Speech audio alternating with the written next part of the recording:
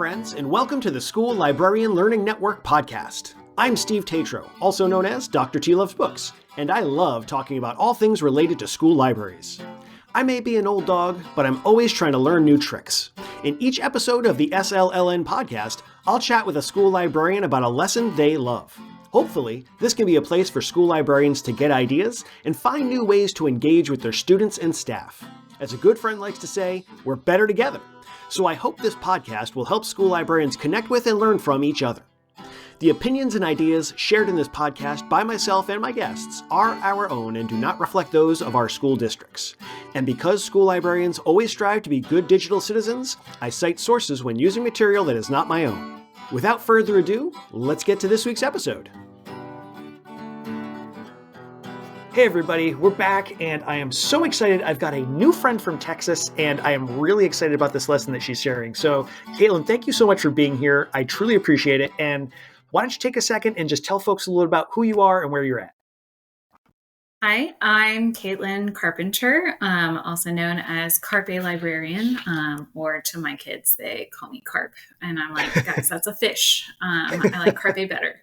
And I am in Houston, Texas. This is my 5th year as a librarian in Houston. So it's been a really great journey. And I was so excited to see you and meet you at TLA this year. It was fun. I mean, TLA, this was my second one, and both of them were just so amazing. And I got to meet so many awesome people. It's such a great experience, especially when you get to meet people from other places. So I really appreciate Texas having me down.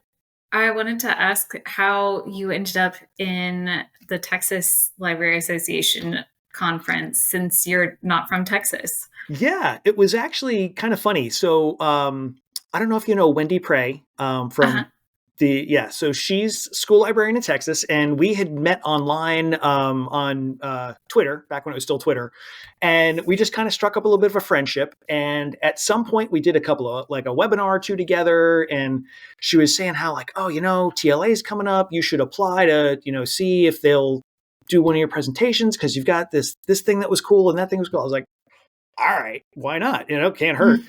And so I put in, and they accepted a couple of my ideas for presentations last year, and I was like, "Great, I'm going to Texas." So I couldn't say no, and people were going to be kind enough to invite me. So, and then this year, pretty much the same thing. But I had such a good time last year. I was like, "Well, I definitely want to try and go back again this year." So it did not disappoint. Just so great, and I love how it kind of moves around the state too. So I've never been to Texas until last year, so now I've gotten to see 2 different places in Texas and meet some wonderful new friends. Yeah, it's so much fun. I was one of the librarians I started in the dreaded COVID year. So I started in 2019, and TLA was supposed to be in Houston, where I work, in 2020. And then I think 2 weeks before the conference was when everything began to shut down. Oh. So I've been a librarian for 5 years in Texas, but I've only been able to attend 3 TLAs in person. But every time it's been absolutely amazing. Yeah, I mean, just the sheer scope of it is so amazing and impressive. I think somebody was saying it's usually first or second largest library conference in the US, if not the world, which I can believe, having seen just the sheer number of people that go to it. Just amazing. Absolutely amazing. I'm kind of curious. So you said that you started in 2019 as the school librarian. What was your path into librarianship? How did you end up in the library? I kind of fell into it, and I've talked to a lot of librarians that was kind of the case. I always knew I wanted to be a teacher. And from like when I was 9, I had one of those, amazing teachers that like will always be in your heart forever. And I was like, I want to be her for somebody. Not teaching 3rd grade because the littles scare me.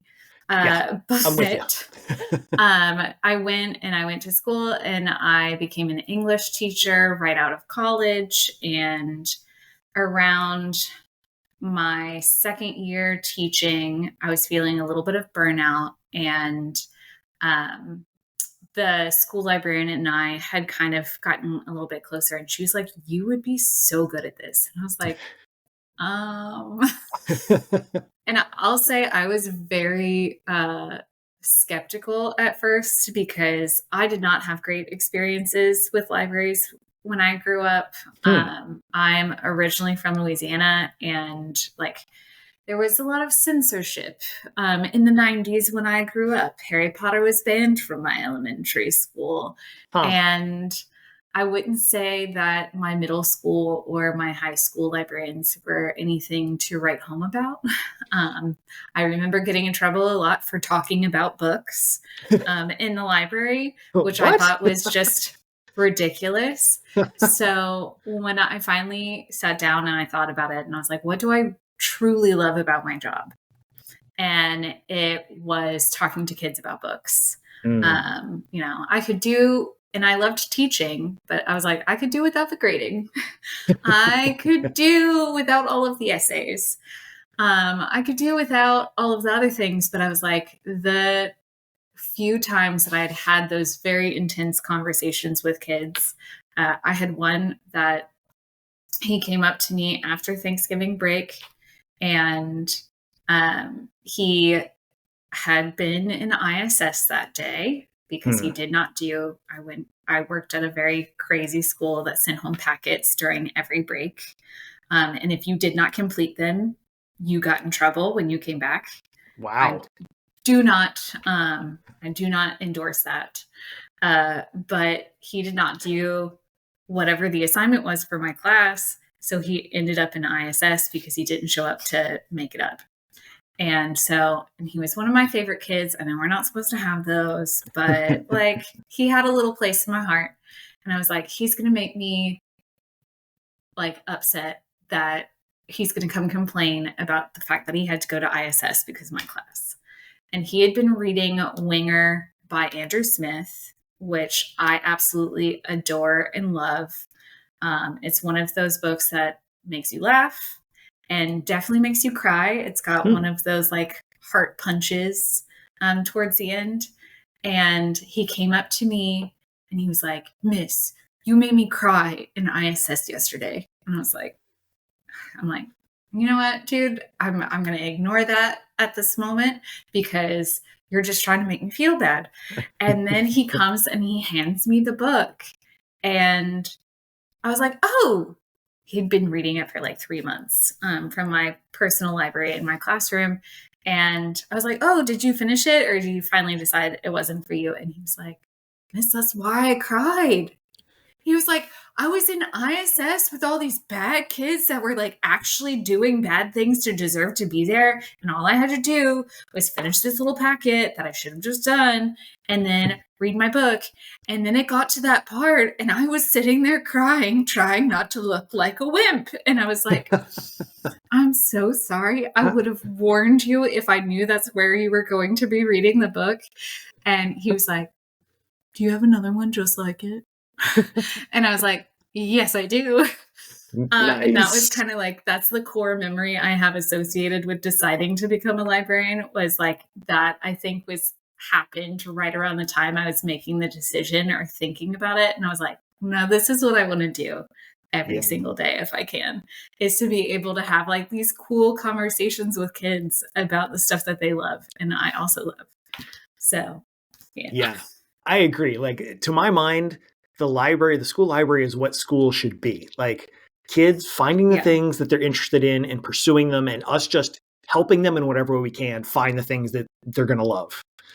But that's a whole other, we could do a couple of hours on how we're Oh, going to yeah. fix the school system. But Education system. for now, though, we're going to bring it around to this lesson that you shared, because when you were telling me about this, when you shared like the overview of this, I was like, whoa, this is such a brilliant idea. So I'm so excited that you're going to share this with us. So we're talking about Sociology yearbook. Have I got that right? I think I Yes, screwed up the we name. are using our school yearbooks to talk about sociology and culture concepts. Brilliant. Absolutely brilliant. So let's just pretend for a second that I'm a student And I assume that I'm coming to the library for this, or is this going to be happening in the sociology class?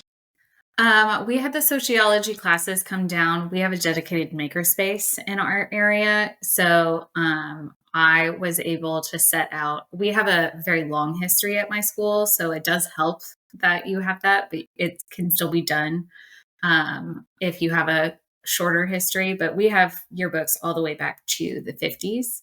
Wow. So we set up tables with normally about 1 to 2 decades per table. And then we had 5 different yearbooks from that decade. So no kid looked at the same yearbook. Hmm. And then it was kind of like a somewhat collaborative group project. It was more about having conversations and comparing what they noticed than it was like, you're doing this part and you're doing this part, and like jigsawing it out. Which I really liked because it allowed them to have like, did you see this in this yearbook? I mean, the first day probably took twice as long as it needed to, just because the kids were so hyped to look at all of the yearbooks. Oh, I bet. I bet. And I mean, anytime kids can get their hands on an older yearbook and look up their teachers and be like, oh my gosh, look, Dr. T used to have more hair on the So back of his true. head. Like, there's always, but that I can imagine the engagement that they're having as they're going through these different yearbooks. So they're coming in, they're seeing the yearbooks, they're sitting down. Do you sort of like give them a series of group instructions to sort of kick things off? Like, here's where we're starting, here's where we're going, or is it more of an exploration on their part? A little bit of both. I am always like, if I want to have a student do something, I want to kind of prove the concept, I will do it with them first, I think or that's I'm great. going to provide them with something that spells it all out, because, question marks are not great. When you're trying, like, I want to be very explicit about what we're doing. So we set them up with their groups. I think they had picked their groups before they came down with their teacher. And when they came in, they each got, accidentally forgot to bring the sheet with me, but there is a copy of it in the folder I shared with you. But it was a bright green colored cardstock that we put on, and it had the entire format of, here is the project that we are doing with all of our kind of goals.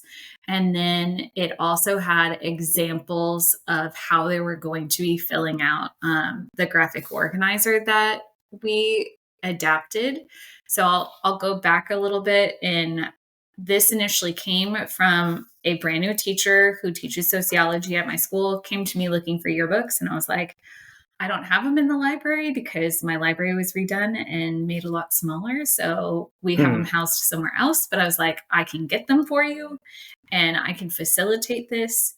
And they gave me a general sense. And then I just kind of helped with facilitation and had initially done like an archive lesson with them. So Oh, we talked nice. about how to treat the yearbooks with respect, and, you're not allowed to have any food or drinks on the tables. You're only allowed to have pencils when you're writing on other things. Don't write on top of the yearbooks. Those are the only ways that we get to keep them in the pristine condition that they're in, which was Right. really cool. And that's what she initially asked. And that's what we did kind of the first semester, because this is a semester long course. We got a chance to do it again this last semester. And that's where I feel like we really made it significantly better.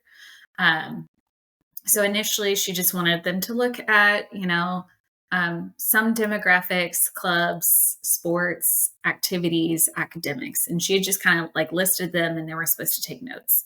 And what I kind of observed from the kids was that they were like, how am I supposed to observe activities? How am I supposed to observe sports? Mm. So they weren't kind of getting that. And so as we were walking around and helping them, I had started being like, well, if we're talking about demographics, said, how about you just pick a page? Let's look at the whole class on that page, count up how many there are, split them up by, we're we're going to judge people by the way that they look right now. We Mm-hmm. don't do that on a normal basis, but we're going to go with the information that we have, and let's split them up and make an observation based off of the information we have there. And so let's count them all up, see how many people are Caucasian, how many people are African American, and split it up and be able to make a educated guess and observation based off of those facts. Okay. And so that's kind of what we were going towards at the very end of the first time we did it. So when she came back to me in the spring semester, I was like, I have all of this time. So how about I'm going to just throw something out there and you let me know what you think. And we made it kind of a statistical data and anecdotal observations.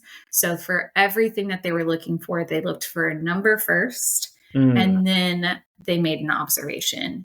And so on the green sheet that I mentioned, it has kind of the overall instructions, and then it also has an example for each of those. So it's like in the 1960s, 1967, you're going to record the page number that you looked at, count up how many total students on that page, and split them up into their demographics. Then you'll find your clubs, count how many clubs you have, what types of clubs.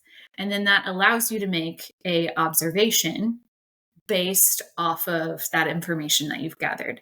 It made it a lot more tangible for the students to be able to wrap their heads around. Yeah. At first, I had some hemming and hawing because they were like, oh my God, I have to count all these every time.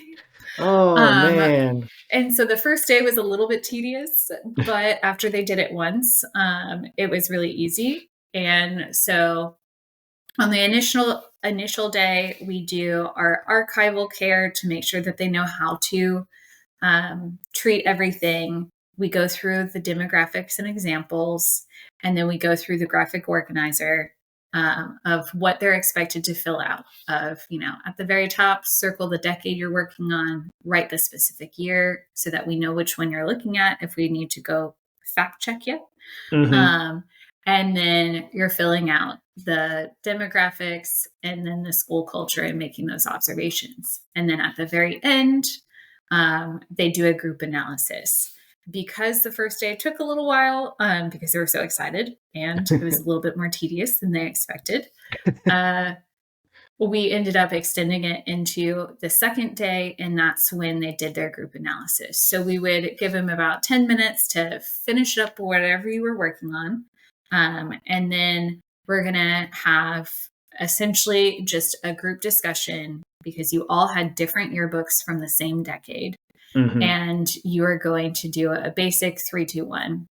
I think it was like 3 things that you found interesting, 2 things that were different, and 3 things that were different, 2 things that are the same, and then 1 that you found interesting.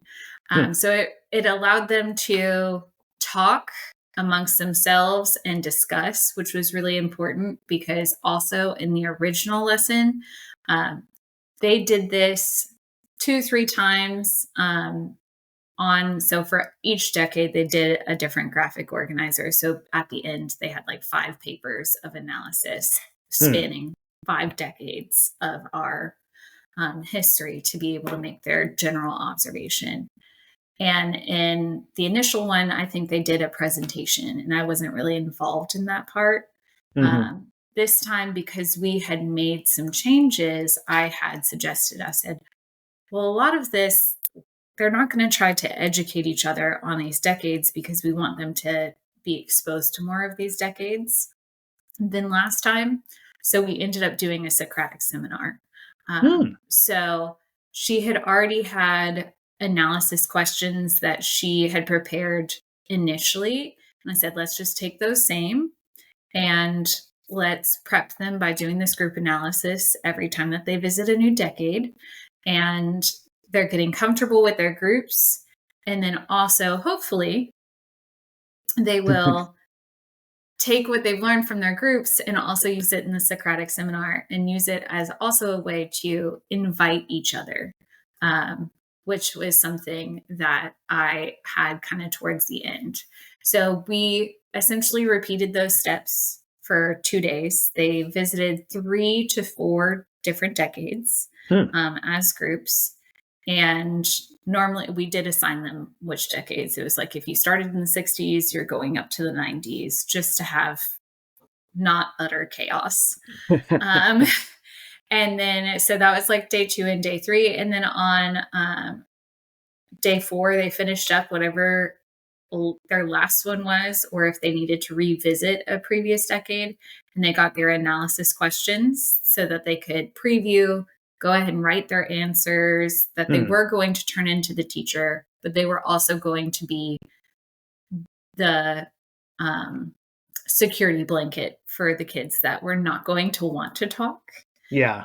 And then we went over kind of the expectations for the Socratic seminar that was on day 5. So we spent an entire week on this project, which I don't know if the teacher initially had planned. The first time we did it, I think it was only about 3 days. But we knew that we wanted to extend it to where they got more opportunities to see, because it's also really cool to see how one school has changed from the 60s until now. And it was really nice. And we just did an adapted Socratic seminar they had, because these students had not really participated in a Socratic seminar before. This was something I got when I was student teaching. You give them colored cards and you have 2 rounds. First round is red. The first time, if you speak, you put down your red card, and you are not allowed to speak again until all of the red cards are down. So it forces the other students to be able to talk before the next round. And it keeps some of our very excitable students from talking over others. So it gives it a little bit more of a tangible thing. So first one was red, second one was green. The teacher actually came up and got the cards from me about 2 months later to use with her other sets of classes when they did a Socratic seminar, because it went That is a great way to do that. Yeah. I don't remember where I got it from. It was either student teaching, or I had an internship before student teaching and saw somebody do it. And I was like, that's genius. I'm writing it down, locking it in there. Yeah, seriously. I also love that they're getting the chance to write down their ideas about what they might want to say, which is absolutely important, I think, for any students going into a Socratic seminar. But I could see that even becoming a great way to sort of discuss. You might write something and feel like you've explained it well, but then when you start talking about it and you start getting that feedback from other people, maybe you start to realize, oh, maybe I didn't explain that as much as I thought, or oh, that's got me thinking about this other thing now. And I think it's really great, potentially a great opportunity to kind of talk about writing and revision and that whole process. Not that that's where you're trying to go, but my brain is just bouncing around with there's so many cool things in here to work with. If I was working with them as an English teacher, that's definitely where we would have gone next. But it was also, we have quite a few ELLs, are English language learners at our school. So it was also kind of like, let's give everybody the chance to have it written out. And if they want to just read what is on their paper, no shame in that. And if they want to just have a conversation, that is okay too. The first couple, it was very much, I'm reading off my paper and I'm reading directly to the teacher and not having a conversation with the other people at the table. So we had to kind of walk them through that, but it was still a really great experience. And that group of kids that we did this with, I feel like has gone leaps and bounds since then, because I'm currently working with them on their capstone at the end of the semester of their individual research, and it's like night and day. To see where they started and to see where they've been able to get now that they've had these experiences. That's always such a wonderful moment when you can see those moments of growth. Man. And we don't get to see those as often in the library as you would think. I come in and I help with research, or I help with gathering those resources for them. And then my teachers often forget to like invite me back to see the final product. I've Yeah. only had a few that they were like, oh, they're going to be doing presentations. Are you free to come down and watch their presentations? I know that they would appreciate it. And I'm like, yes, of course I'll come. That's awesome. I'll make time.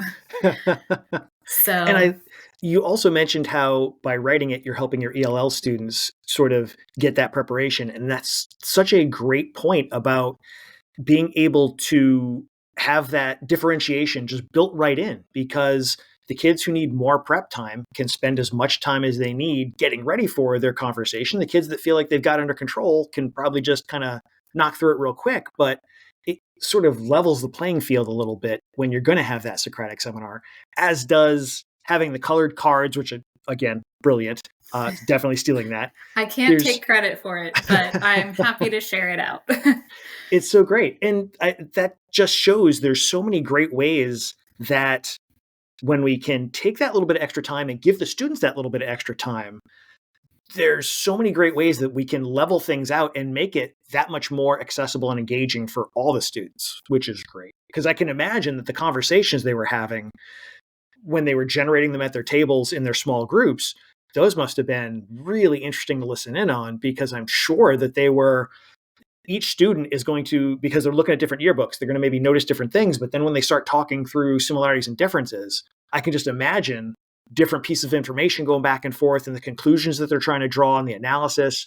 I mean, I really want to be a fly on the wall when they're doing that. It was a really cool thing to watch. And you could also tell the difference between the first time that we did it and their conversations, which were still great conversations. But when they're talking to their groups, they're like, the layouts are similar. I'm like, well, guys, it's a yearbook. They do like work on a similar structure. Like that's kind of required. Not saying that's not a great observation, but like, let's dig a little bit deeper than that. But like at our school, it's changed significantly over time. It was just a very zoned, affluent school in the 60s to probably the 80s or 90s. And then it became a magnet school, and we are specifically a world languages magnet. So we attract a lot of refugee students and students that are coming from different countries. And so you saw a major shift in the demographics of the school and the things that were being offered at the school at certain points. And it was really cool to have those conversations with kids of like, why is there only white people in this yearbook? Like, that's not what it looks like right now. Yeah. And I was like, well, yeah, this is from 1959. Let's have a little think about why that might be here in Texas. And I mean, potentially, there's another great spin-off lesson too of maybe let's look at some census data. Let's see what the government has to say about what was Texas's general statistics like in this time versus later on. And the way you've set up this student work page with the very specific like decade, example year, and page numbers, and then having them total the numbers, I think is such it seems maybe basic, but it's so important to have them doing that, like starting with that really basic level of analysis of let's just get a number, because that, like you said, it makes it so concrete and helps them to, once they've done it, apply that in a lot of different ways. There's a lot of different parsing that they can do of those numbers and kind of thinking about where they lead your thoughts and what they tell you about the school. Yeah, I will say that that's one thing as a librarian that I never thought that would happen. I am not a numbers person, or I never thought I was a numbers person until I became a librarian. And it's like looking at circulation data and my collection development and all of that stuff. I'm like, give me some numbers and graphs. Yeah. I will eat that up. So when like we were trying to figure out how to make this better, I was like, well, maybe I'll just have them do what I would do if I were trying to essentially evaluate my program and things like that. But I was like, I'm going to look at the numbers first before I make any decisions or observations, because those numbers are going to tell me something. I don't Oh, know yeah. what, but they'll tell me something. Yeah. And it like really made it, I think, a lot more tangible and easier for them. And we were able to talk to them about sample data, and that, just counting one page of the ninth grade, and letting it represent the whole, Mm. and that being, taking a sample of 500 students, you're looking at 35. I'm not asking you to count all 500 students and break that up. I did have one group that tried to do that, and I was like, I appreciate the effort. Let's calm down. Um, and then, Uh, also anecdotal evidence where you're like, now based off of what I've seen, what I've heard, what I've realized, I can make observations and inferences off of that, which is something that I feel like students don't get enough yes. time and practice to do. Yeah. And that's another great cross-disciplinary possibility too, is let's talk to the math teachers about statistics. Let's talk to the math teachers about, maybe we graph some of these numbers to see, like, what do we notice about the trends over time? Like, that's one of the things I love It about could talking be, through lessons, because there's so many yeah. great ways you can branch them out and look at so many cool things. So this was the second time you've done this lesson, the most recent semester? Yes, that was the Okay. second time this year. So on the PowerPoint that I have uploaded the slides, I kind of have an introduction of like how everything started, what it looked like the first semester, and kind of the problems that we saw, and then what it looked like the second semester, before I kind of showed the instructions and stuff, just to like walk through the progression of how it came to be. Yeah. And somewhat pacing. We only have 45 minutes, 50-minute classes. So if you had a longer class period, a block schedule, you could easily do double the amount that we were able to do, and Mm. have much deeper discussions. I honestly think we could have done this for 2-3 weeks and still like not even gotten Yeah. past the surface level. But it was a great introduction.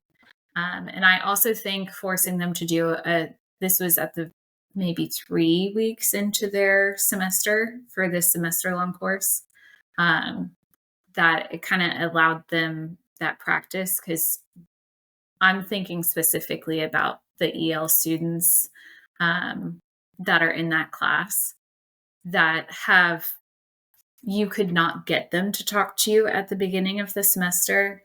Hmm. I had one that had been coming into the library all year with her brother, but very meek, does not really want to speak all that much. She had specifically asked for a little bit of extra time with the yearbooks. And so I told her, I was like, hey, come in. We have these study rooms. I will set up the yearbooks in the study rooms for you to look at. Oh, Just let me know nice. which ones. Because our makerspace becomes like an area that kids eat in during lunch. And I was like, no yearbooks where there are people eating. And now she will actively seek me out and have conversations about what they are doing in sociology and what she's thinking for her project, and have full-on conversations with me. And same with some of the other students that flat out refused to do this Socratic seminar. We did not have 100% participation in the Socratic seminar, even with us being like, this is 20% of the total grade. So no matter what, if you did everything, you will get an 80. But we want you, no one here is judging you. We want you to just read what is on your paper, have a conversation with us. This is the sort of thing that we're going to continue doing the rest of the semester. Mm-hmm. And there was definitely a few that did not want to speak. And that was their right. And I think their teacher also gave them some extra accommodations after the fact. But those same students you can actively see have conversations in their classroom with their peers and their teacher Hmm. by this point in the school year, which I would love to think that it would still be happening, despite this lesson or not. But I definitely think that it has contributed to their ability to communicate with each other. Yeah. And I mean, the fact that the students are coming back to you to discuss other issues, class related issues about this, or asking you for that extra assistance, like that's clearly a mark of this lesson being pretty effective for those students, that they are feeling that level of comfort and that level of understanding from you in having, help them put this lesson together. So that's really wonderful. Well, I am not going to take 100% credit. I am very lucky that the new sociology teacher that came in this year has, after we worked really only once during the first semester. And then when she came in wanting to do the yearbook thing again, and I was like, can we adapt this? Let me just I'm going to make everything. I'm going to show it to you. And if you tell me that it's not what you want, that's okay. I'm not going to cry about it. But this is a way that I think it could be improved. And then, throughout that week that she was in, she was like, oh, well, I also need help with this unit and this unit. Nice. And she ended up sending me, I helped create a research website for a specific unit that they were working on, that she was like, we really struggled with this one. And we are currently working on the capstone that we 100% built together of she told me the issues that were going on last semester that she saw. And I was like, okay, I can address that. And then we can also put some vocabulary to it. They now know what a lit review is, Nice. because they had to do a lit review, and they're doing survey methodology right now. Wow. So do they think it's that cool? Probably not. But I find it fascinating. And Absolutely. I also think they're asking really cool questions. So I'm like, y'all are at the end of this going to do so much better than we even expected, because of us being able to work together and collaborate on it. So we've been very That's lucky. wonderful. Yeah. What Shout a great out to Miss relationship. DuPont. Nice. Woo. Go Miss DuPont. That's awesome, man. Well, this lesson is really something. Is there anything so you've already kind of done a little bit of revision from semester 1 to semester 2. Are there any changes you see coming up for future times if this gets redone? Are there any things that kind of stand out as maybe there was one place here we might smooth it, or did it feel like you kind of got pretty close to locked in this time around? I think there's still a few things that probably need to be clarified or changed. Even with the instruction sheet that had pretty explicit instructions on it, with examples, some of the more not quantifiable options, like the activities and academics, typically was harder for the students, just truly because they were like, well, what do you mean about activities? And I was like, I gave you examples of the Sadie Hawkins stands. We don't do that anymore. Have you heard of that? But because it's a little bit less harder to define for both of those, they struggled with being I don't really know what you want. So those I feel like could probably still use some tweaking, or maybe find a different way to approach those two kind of topics. But still, overall, the project was really great. And I think, again, we could probably do 2-3 weeks worth of stuff. The ideas of graphing it all out would be so cool.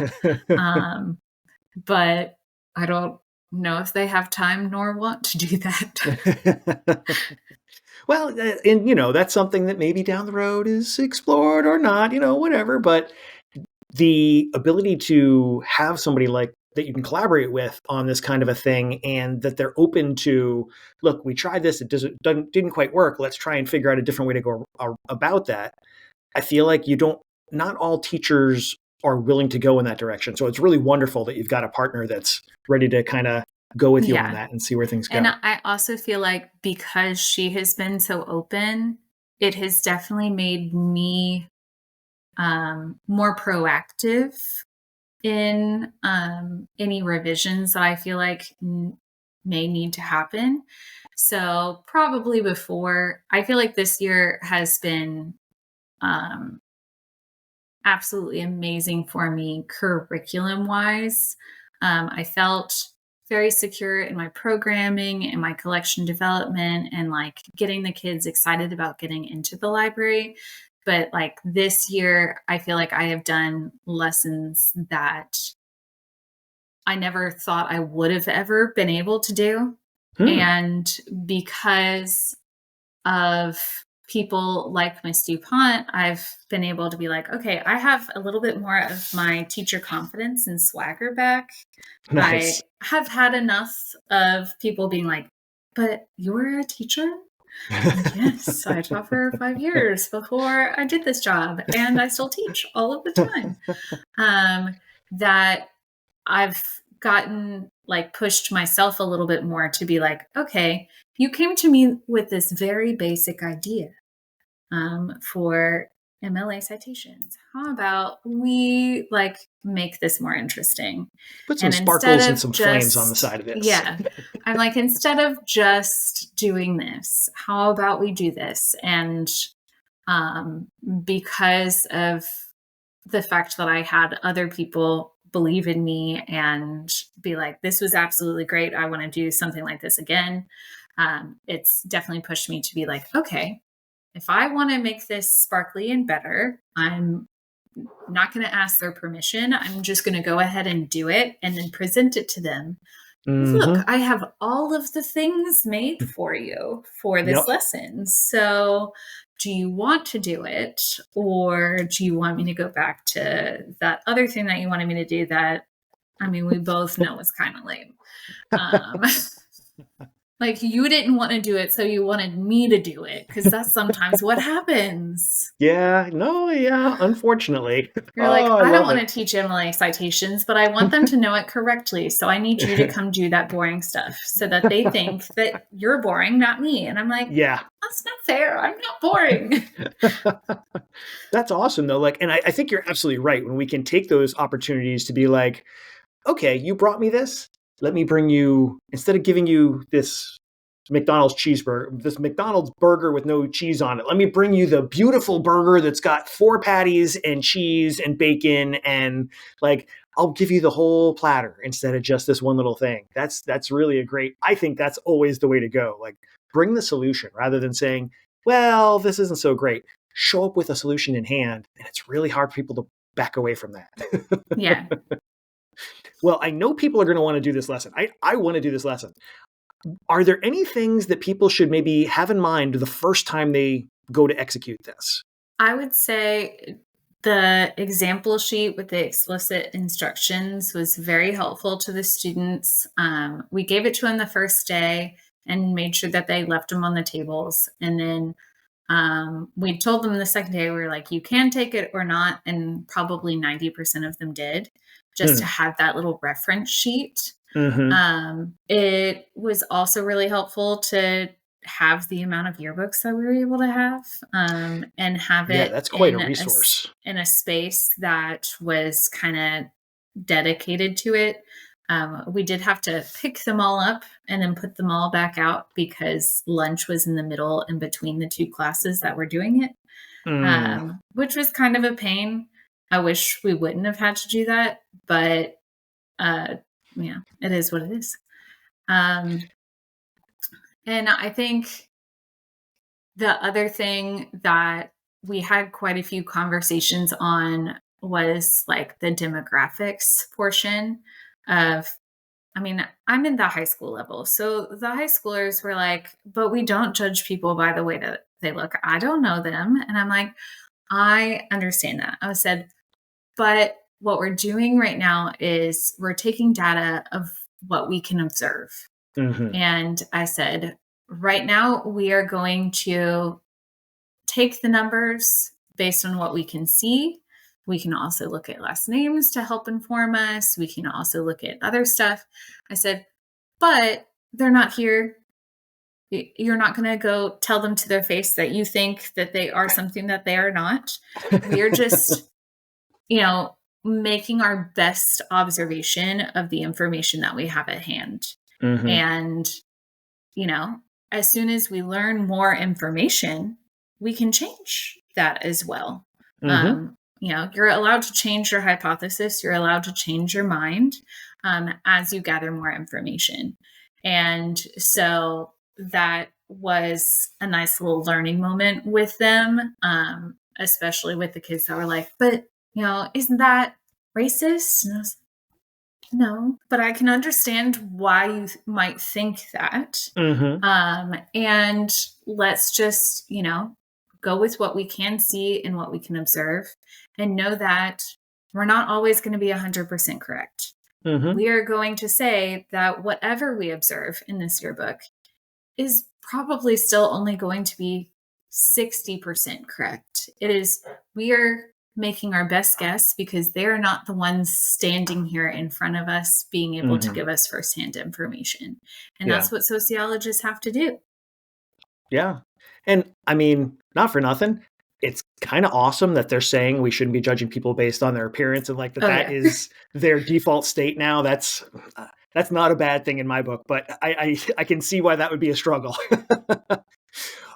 So this lesson is awesome. We are now going to take a 90-degree turn and we're going to head into our book break. Book break. Squiddity. So any kind of books you want to share, and I think you might have more than one, which is awesome. I love getting great titles out there. So what do you think people should be putting their eyes on in terms of some books that you have enjoyed? Well, all of mine are going to be pretty much exclusively YA because I never grew up and I never got out of YA and no one can tell me otherwise. Nothing wrong with that. But right now, one of my absolute favorites is Ace of Spades by Farida Abike. And I cannot say the last name. I want to say Ayamide. I'm not positive on that, though. I might have just butchered that. Ayamide. I might have butchered that. Farida Abika Idemie. It is. Yeah. Ace of Spades is really a great book. What was your favorite bit? Honestly, I don't think I have any favorite parts. I have the parts that disgust me, and that is why I love it so much. Yes. And that it seems like a really contradictory statement, but I love a good thriller. I'm a mood reader all the way. I am either reading a thriller or I'm reading a romance. There's like nothing really in between most of the time. And Ace of Spades, it follows these two African-American protagonists. It's dual perspective in this very elite boarding school. And, things are just not right. Things are going down. They're being targeted, but they don't know why. And because you've already read it, I'm just going to say vague statements so that I'm not giving spoilers. But the music teacher, that scene, I remember reading it and I read it and I closed the book and my library clerk was next to me and she was reading pretty much anything I gave to her. And I was like, you're going to read this next. She already knew that it was going to her soon because she also loved thrillers.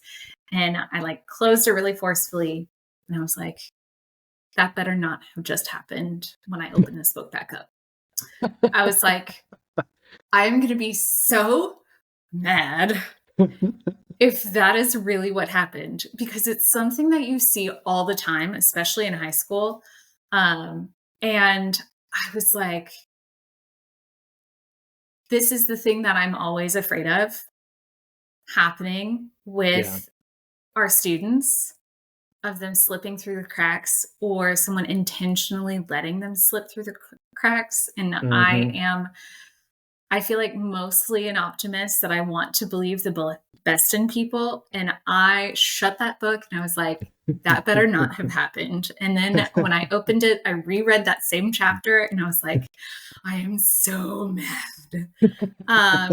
And then this past year, we have a Name That Book competition, and it was one of our books. And so I had pitched to my administration that we needed to do a like faculty almost book club with it, that if they read one of the Name That Book books, and like did a survey, then they could get some PD credit, so that they then could promote those books as well. And that's great. It was mainly because of this book, because I was like, I think every person in education needs to read this book, because if you don't think you need to read this book, you are the person who needs to read the book.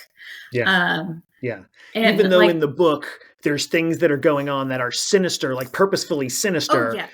There's parts that are unfortunately sort of commonplace in parts of education. Yeah. And it's like, there were things that are happening that ended up being sinister, but everything up to that point, you were like, okay, this is pretty commonplace. This is like something that teenagers do and teachers do. You let the kid come in when they're having a bad day and, they're having an issue with their other teacher. And I, as a librarian, have always been like, if you're coming to me as a safe space, I love that. I want that for you.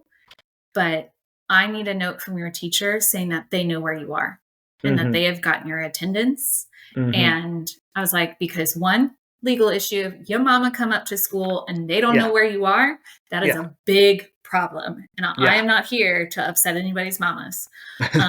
And two, like, your butt has to be in the seat to be able to get credit. And I'm not going to allow myself or to be anything that's going to get in the way of that. And all of those issues tied into what seemingly is just a thriller book that most people would be like, yeah, I read it for the plot. I read it for the twists and turns. That I was like, deep to my core, I was like, every educator needs to read this book. At least every high school educator needs to read this book, because these are seemingly innocent things that can turn bad so quickly. Yeah, very much. The other two books that I brought are both very light and fuzzy and like warm and fuzzy. And both of those are this year's TASHOS winners. Like on our TASHOS, which if I'm sure you know, but the listeners might not. TASHOS is the TLA Young Adult Teens book list. And the two that I absolutely love so far this year, I haven't made it through the entire list because there's like 60 of them on the list. But I started, and this might be offered by Karen McDowell. Oh my God, it's so cute. It's one of those light, fuzzy, like warm romance novels that it reminds you of while you were sleeping. And I'll just say that there are some plot points that are definitely inspired by While You Were Sleeping. I don't think any teenager would know what While You Were Sleeping is. So I have to like figure out a different way to pitch it to them. But she also deals with social anxiety and the main character. And the entire time is trying to figure out a way to communicate with her dad about needing to go to therapy for social anxiety, all while there is, mistaken identity and a romance and all of the other stuff. And it's just one of those, like, similar to almost a Hallmark movie where you're just like, I kind of know this and it feels so familiar and it feels so wonderful while reading it. I will only ever have positive vibes. And the Exactly Where You Need to Be by Amelia Dane Coombs, I feel like is a mixture between the two. It is kind of a romance, but it is by the perspective of a girl with OCD who is not going to college at this moment. She and her best friend, who is about to go off to college, decide to go on a road trip to go see their favorite podcasters. And it's one of the true crime podcasters. So they're like very into the macabre and very into the gore. And it's kind of like a lovely, there's both romance in it and deeply entrenched in like friendship, as well as, which I feel like right now is a very hard find. There's a lot of romance, and fantasy and thrillers, but there's not like anything right now. I mean, not anything, but there aren't very many that are focusing on friendships and where it's like the main arc is about her and her best friend. Is there also a romance with the best friend's older brother? Maybe. But like it's like that's kind of the side event going on, and also about her coming of age and like realizing that her disability, her OCD, is not in fact holding her back as much as she thought it was. It's in fact her overprotective mom that's also struggling with, letting your kid out of the nest because they're about to go off to college. And it was just another, like, it both is feel good and, did I cry? Maybe not. I don't remember. And I'm not going to say, but it's one that you just feel good when you're done with it. And I read a lot, and I read a lot of books, and those are always going to be the ones that I will always remember. Will it take me maybe 10 seconds when I'm trying to pitch it to a kid to remember the exact plot because it's similar to others? But I'm like, I may not be able to tell you anything about this specific book, but I can tell you vibes right now, and this is the right vibe for what you're looking for right now. Nice. And both of those were absolutely wonderful. All right. I definitely got 2 new titles on my list, that's for sure.